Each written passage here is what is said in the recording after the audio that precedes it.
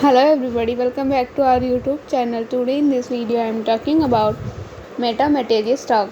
In this video I am talking about stock pros and cons and technique analysis and latest news about it. Stock is trading at 0.20 US dollar with 3.31% positive in a day. We can easily see stock was volatile for a day.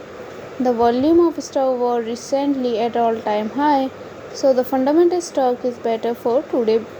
Before buying and selling the stock, please consult your financial advisor.